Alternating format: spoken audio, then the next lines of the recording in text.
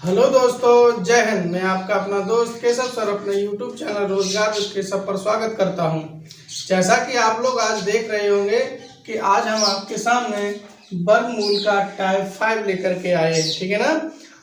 और इससे पहले हम आपके लिए 4 वीडियो पहले से ही बना चुके हैं अलग अलग टाइप को लेकर के। आज हम आपके लिए टाइप 5 में वर्गों के योग व अंतर पर आधारित जो भी प्रश्न बनते हैं वर्गमूल चैप्टर से, उनको लेकर के आए हैं, ठीक है ना। तो ध्यान से समझेंगे, इस टाइप के भी सवाल कॉम्पिटिटिव एग्जाम में पूछे जाते हैं, ठीक है ना। तो बिना देरी करते हुए अपने हम विषय पर चलते हैं और आसानी से समझने का प्रयास करते हैं, ठीक है ना। कुछ इसके तरीके हैं, उनको अगर आप सीखेंगे तो आप आसानी से सवालों को लगा सकते हैं, ठीक है ना। तो देखिए पहले सवाल की ओर, कहता है दो संख्याओं का योग 29 है व उन संख्याओं के वर्गों का अंतर 145 है, तब उन संख्याओं का अंतर क्या होगा, ये पूछ रहा है। देखो, दो संख्याओं का योग इतना है व उन संख्याओं के वर्गों का अंतर इतना है, ठीक है ना। तब जो नेचुरल में संख्याएं होंगी उनका आखिरकार अंतर कितना होगा। तो जो कह रहा है उसी के हिसाब से यहाँ देखिए, दो संख्याएं, मान लीजिए दो संख्याएं x तथा y है। तो संख्या कौन, x तथा y। कहता है इनका जो योग है वो 29 है। इसको समीकरण 1 मान सकते हैं कि नहीं मान सकते हैं। फिर कहता है दूसरी शर्त क्या है, उन संख्याओं के वर्गों का अंतर। अब इन्हीं संख्याओं के वर्गों का अंतर का मतलब होता है, योग का मतलब प्लस होता है, अंतर का मतलब माइनस होता है। हमेशा याद रखना, योग का मतलब प्लस, अंतर का मतलब माइनस, ठीक है। तो कहता है वर्गों का अंतर 145 है। इसको 2 मान लीजिए, क्या दिक्कत है। यहाँ पर इसको हल कर लीजिए। ये बताइए X square plus Y square यानी A square minus B square है, तो इसको हम ए प्लस बी और ए माइनस बी के रूप में लिख सकते हैं, ठीक। आ गया आंसर। यहाँ आप देख रहे हैं एक्स प्लस वाई की वैल्यू कितना है बच्चों, 29। तो यहाँ रख सकते हैं 29 को बराबर 145, ठीक। तो x माइनस वाई इधर छूट जाएगा, 145/29। तो हमको क्या पूछा जा रहा है मालूम है आपको, हमको पूछा जा रहा है उन संख्याओं का अंतर। तो यही तो संख्याएं x और y हैं, इन्हीं का तो अंतर है। तो डायरेक्ट यहाँ पर देखो अंतर आ जाएगा, ठीक है। तो 29 पंचे 145 होता है। कितना होता है, 29 पंचे 145। तो सीधा कट गया यानी 5 आ गया। तो यहाँ पर किसके बराबर ये 5 आया, ध्यान समझना। ये आ रहा x माइनस वाई के बराबर। किसके आ रहा है, x माइनस वाई। तो x माइनस वाई क्या है, दो संख्याएं हैं।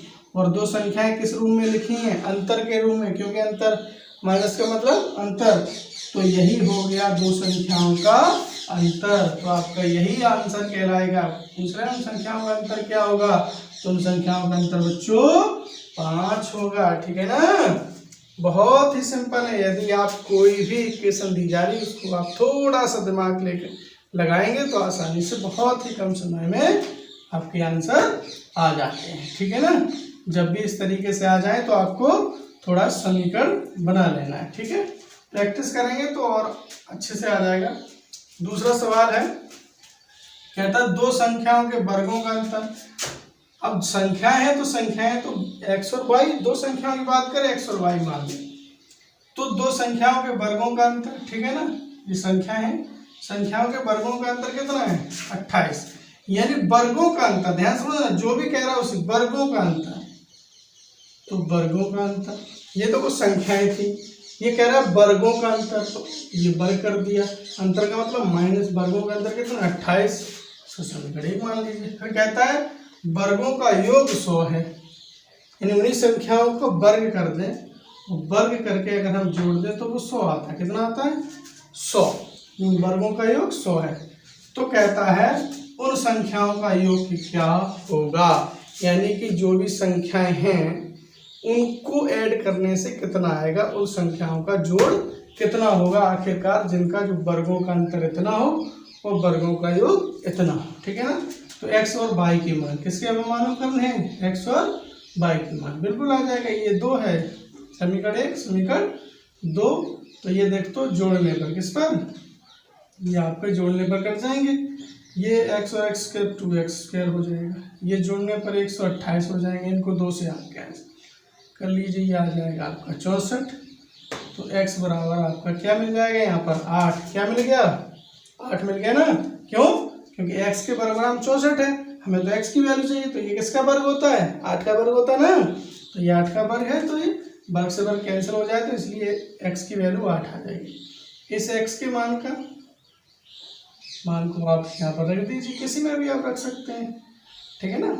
तो यहाँ पर आ जाएगा x² - y² बराबर 28 है। चाहे ऐसे सिंपल मान लीजिए, यहाँ से भी इस पर करने की कोई ज़रूरत नहीं है। देखो क्या कहा उसने कि वर्गों का योग 100 है और वर्गों का अंतर 28 है। तो एक संख्या हमारे पास आ चुकी है 8, इसका वर्ग कितना है 64 है ना। तो कितना और कर दें एक संख्या का वर्ग जो 100 हो जाए, तो दूसरी संख्या कितनी हो जाएगी 6, कितनी हो जाएगी, क्यों?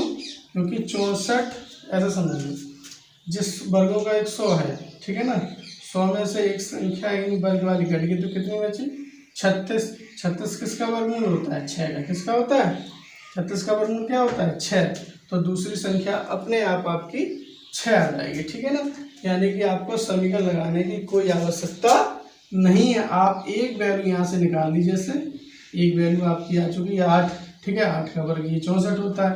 वर्गों का योग कितना है 100 है ना, तो कितना ऐड कर दें जो 100 हो जाए, यानी 36 ऐड कर देंगे तो 100 हो जाएगा। तो 36 किसका होता है 6 का होता है, तो दूसरी संख्या आपकी 6 हो जाएगी। तो पूछ रहा है कि उन संख्याओं का योग क्या होगा, तो योग भैया x + y, यानी कि 8 + 6 बराबर 14, कितना 8 6 14। तो इन संख्याओं का जो योग है बच्चों वो आपका 14 आ जाएगा, ठीक है ना। इस तरीके से कितना आ जाएगा, यानी x और y, x की वैल्यू 8 है, y की वैल्यू 6 है, तो दोनों जुड़ेंगे तो आपका ये 14 मान हो जाएगा। कितना हो जाएगा 14। सिंपल ऐसे ही अगर ऑप्शन अगर आपके सामने हो ना, ऑप्शन से भी ये सवाल बिना पेन उठाए लग सकता था। क्यों? उसने साफ साफ कहा है कि दो कोई संख्या है, उनके वर्गों का योग कितना है 100 है, तो आपको दो संख्या ऐसी लो जैसे ऑप्शन में दिया जाएगा ना, एक आध कोई संख्या मिलेगी तो उसको यानी कि हम मान करके भी कर सकते थे, ठीक है। ऐसी कोई संख्याएं दो होंगी इनका योग 100 होगा, ठीक है ना, और अंतर 28 होगा, तो आसानी से लगा सकते थे, ठीक है, ऑप्शन के आधार पर। अब यहाँ पर हम ऑप्शन दे नहीं रहे हैं, इसलिए हमने इक्वेशन से आपको बता दिया है, ठीक है, समीकरण के माध्यम से। अगले सवाल की ओर चलते हैं। तीसरा सवाल है, कहता है यदि किसी संख्या और उसके वर्ग का योग, कहता है यदि किसी संख्या और उसकी वर्ग का योग 182 है, तो मान लो संख्या x है, ठीक है। तो वह संख्या क्या है, तो वह है संख्या क्या है, एक ही संख्या के बारे में बात कर रहा है। कहता है कोई संख्या है और वही संख्या को वर्ग जोड़ दिया जाए तो 182 हो जाती है, यानी इक्वेशन म्हणजे संख्या जैसे मान ले x है और x ही को वर्ग में ऐड कर दो जा x में, ठीक है ना, तो वो 182 आ जाता है। तो आप देख रहे होंगे ये आपका, अगर आपने द्विघात समीकरण लगाए हैं, ठीक है ना, गुणनखंड, तो आसानी से आपको समझ में आ जाएगा। इस इक्वेशन को आप हल कर सकते हैं। गुणा करने पर कितना हो जाए 182, जोड़ दें घटा दें तो प्लस का x, तो दो संख्याओं का गुणन 182 कितना होता है, 14 और 13 का हो जाएगा बच्चों, ठीक है ना। 14 और 13 का गुणा 182 होता है, 14 और 13 जाएगा, एक x बच जाएगा, दो दो में कॉमन लिया आपने, तो आपका यहाँ पर ये आ जाएगा, ठीक है, फिर कॉमन लेंगे तो ये, और इनके आप देख रहे हैं इनके अगर हम तो x की वैल्यू निकालना चाहें तो बराबर में 0 रख के दें, कि ये माइनस में आ गया, ये माइनस में ऑलरेडी है, तो ये आपका प्लस में आ जाएगा। और आपको ध्यान देने की एक बात बताएं, जब भी आपके यहाँ से गुणनखंड करके, ठीक है ना, जब हम मान निकालते हैं तो x की वैल्यू जो भी ऋणात्मक होती है वो आपकी मान नहीं की जाती है, जो x के बराबर में प्लस की जो वैल्यू होती है वो मान होती है, ठीक है ना। तो इसलिए हम कह सकते हैं कि वह संख्या क्या है, x की वैल्यू यानी प्लस में कौन निकली 13 निकली ना, तो यही आपका आंसर हो जाएगा। यानी वह संख्या कौन सी हो जाएगी 13, कौन सी हो जाएगी, सिद्ध करके बताएं। वो क्या का सवाल ने कि कोई संख्या है और उसी संख्या का अगर हम वर्ग कर दें और उसमें जोड़ दें तो 182 हो जाता है। तो बच्चों संख्या जैसे हमने मान ली 13 है, कैसी है 13 है, और 13 ही को बर कर दी और जहाँ में जोड़ दो तो 169 और 13 कितने हो जाए 182। ठीक है ना। इस सवाल को हम ऑप्शन से भी लगा सकते थे। अगर ऑप्शन में मान लीजिए वो संख्या पूछ रहा था ना, तो संख्या देगा जरूर। ठीक है, तो उन संख्याओं को क्या है, आपको उसी का वर्ग और उसी संख्या को ऐड करते रहे, तो जिसमें 182 आपको मिल जाता वही आपका ऑप्शन हो जाता। ठीक है ना, तो इतना लगाने की कोई ज़रूरत भी नहीं पड़ती। ये सवाल बस बड़े आसानी से ऑप्शन से भी आ जाएगा। ठीक है, इस टाइप का जब भी आपको सवाल मिले तो आप ऑप्शन से लगा सकते हैं। क्यों, ऑप्शन में उसी संख्या का मान होगा, तो इस संख्या को वर्ग कर दीजिए, फिर उसको ऐड कर दीजिए। ऐड करने पर जितना आपको मिल रहा हो उतना सिद्ध हो रहा है, तो वही हमारा आंसर हो जाएगा। ठीक है ना, तो ये ऑप्शन से भी हो जाएगा, और इस तरीके से करना है तो आपका ऐसे भी हो जाएगा। इस टाइप का सवाल है। ठीक है, तो चौथे सवाल की ओर चलते हैं। चौथा सवाल है कि दो संख्याओं के वर्गों का योग, दो संख्याओं के वर्गों का योग। तो भैया संख्या हमने क्या, जब भी दो संख्याओं की बात करें तो एक्स तो था, वाई मान लो। दो संख्या कौन सी, एक्स था वाई, कहता दो संख्याओं के वर्गों का योग। तो दो संख्याओं के वर्ग, दो संख्याएं ये हैं तो वर्ग, ये और योग मतलब प्लस, योग 386 है। समीकरण 1 हो गया 386। कहता है यदि उनमें एक संख्या 5 हो तो दूसरी संख्या क्या होगी। सिंपल। अब कहता है यदि, उसने कह दिया यदि एक संख्या, यदि एक संख्या 5 है, कितनी है, इन दोनों में कोई एक संख्या क्या 5 है, तो दूसरी संख्या क्या होगी। सिंपल।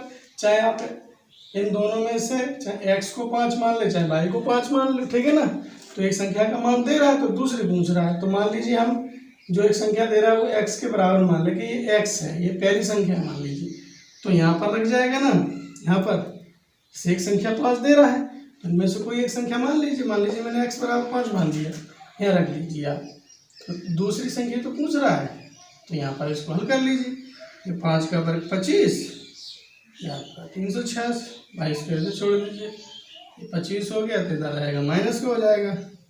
ये आपका घटाने पर 6 में 5 गया 1, यानी कि 361 बचेगा। ठीक है, तो आप समझ रहे हैं, ये आपका 19 का वर्ग होता है। कितने का, हमें तो y की वैल्यू चाहिए ना, तो ये y यानी 19, तो ये y बराबर क्या हो गया हमको सिद्ध 19। x बराबर जैसे मैंने 5 माना था, तो y बराबर 19 यहाँ पर सिद्ध हो गया। तो हम कह सकते हैं दूसरी संख्या क्या, दूसरी संख्या आपकी, अगर पहली संख्या 5 है तो दूसरी संख्या आपकी 19 हो जाएगी। और वही तो कहता है कि कोई दो संख्या हैं उनके वर्गों का योग 386 है। तो जैसे एक संख्या 5 थी, ठीक है ना, तो उसमें से आप इसका वर्ग घटाने पर हमें कितना मिला 361। 361 कितने का होता है 19 का होता है, तो दूसरी संख्या आपकी 19 आ जाएगी। अब सिद्ध करके देखते हैं। तो 5 का वर्ग 25, ठीक है ना, और 19 का वर्ग 361 होता ना। अगर दो संख्याओं वर्गों का योग 386 है तो यही आपकी संख्याएं हो जाएंगी। तो 5 का वर्ग 25, 19 का 361 जोड़ दीजिए, 5 1 6 6 2 8 3, यानी 386 आ रहा है।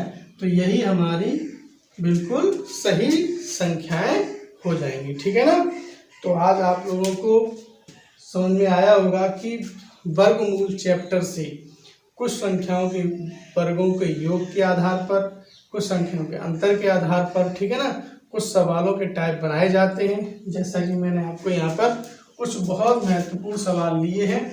अगर आप इन सवालों के ही तरीके और इसी टाइप के सवाल यदि आप सीखते हैं तो शायद ये है कि इससे कुछ बाहर जाए। मैंने बहुत ही चुनिंदा सवालों को लिया है, अधिकांशतः इसी टाइप के सवालों को लेकर के कंपटीशन में सवाल बनाए जाते हैं। ठीक है ना, तो आई होप, मुझे लगता है कि आपको वीडियो बहुत ही अच्छा लगा होगा।